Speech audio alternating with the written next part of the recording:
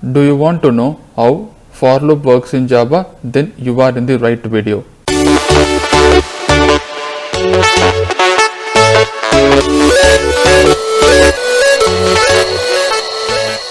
Hello logical thinkers, let's see how for loop works in Java, the syntax of for loop, the flow control, everything.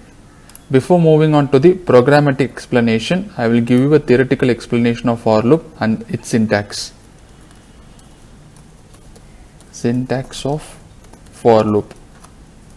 For loop starts with the for keyword, opening parenthesis, initialization phase, and then semicolon, and then we have condition checking phase, and then semicolon, increment or decrement, and then closing parenthesis. Then we have opening curly braces and then closing curly braces. In between opening and closing curly braces, we call it as the body of for loop. Okay, this entire thing is called as the body of for loop. Okay, now flow of control. Okay, if the program comes to line number 3, first it will execute the initialization phase. So flow of control, that is let us keep it as order of execution. The first execution phase is initialization phase. So first it will execute the initialization phase. After it is completed, it will move to the condition checking phase. What initialization phase will do is, it will initialize a value to a variable. For example, int I is equal to 1. This is called initialization. After it is done, it will move to the condition checking phase. Condition checking will be like I less than or equal to 5. This is an example of condition checking phase. So I will be initialized with value 1, and then it will check 1 is less than or equal to 5. If it is true, what will happen is, it will execute the body of for loop. That is, from line number 5 to 8, everything will be executed. So execute the body of for loop. If the condition is false, what will happen is, it will directly come to line number 9, skipping 5, 6, 7, 8. Okay.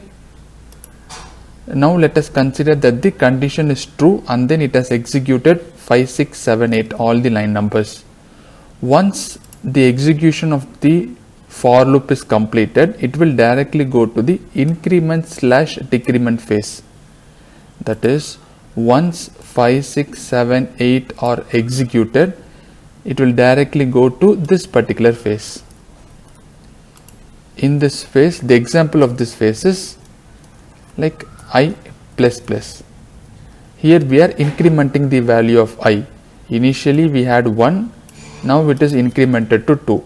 Now the value of I is 2.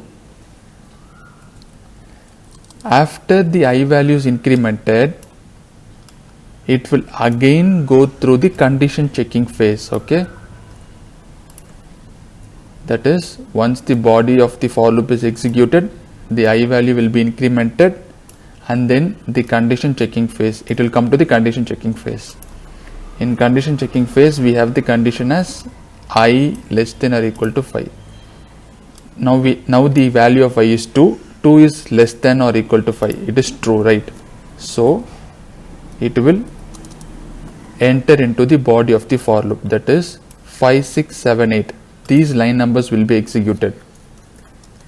The body of for loop will be executed, and then after this execution is completed, it will again move to the increment phase and then condition phase. If it is true, again body. So it will go on a loop. Okay, when the condition checking is false, then it will eventually break the for loop and then it will directly come to line number 9.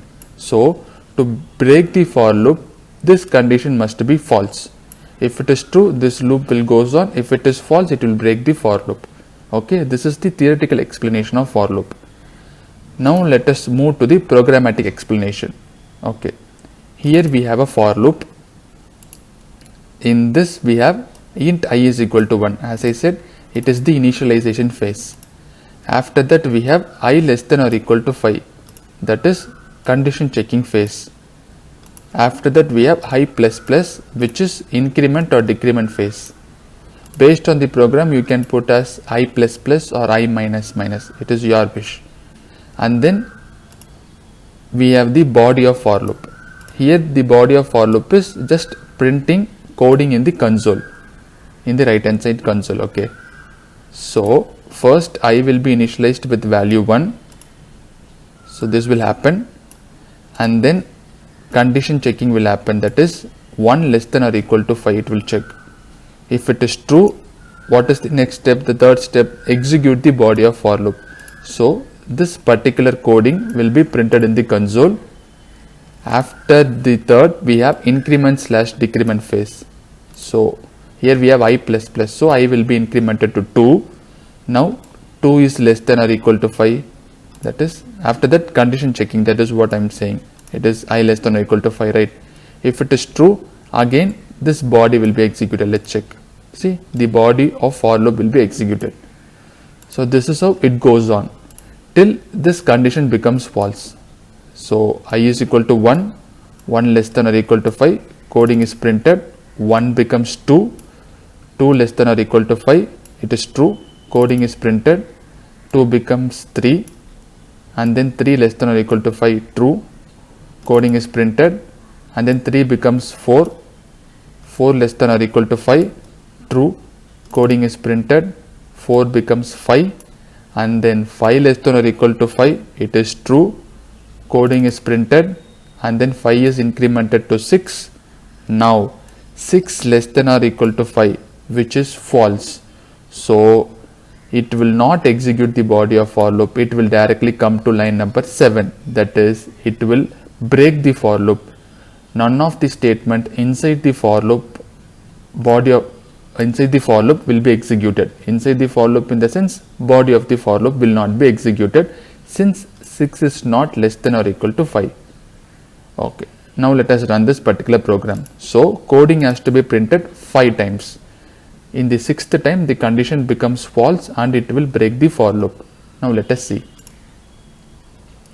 In the right hand side console, you are able to see coding is getting printed 1, 2, 3, 4, 5.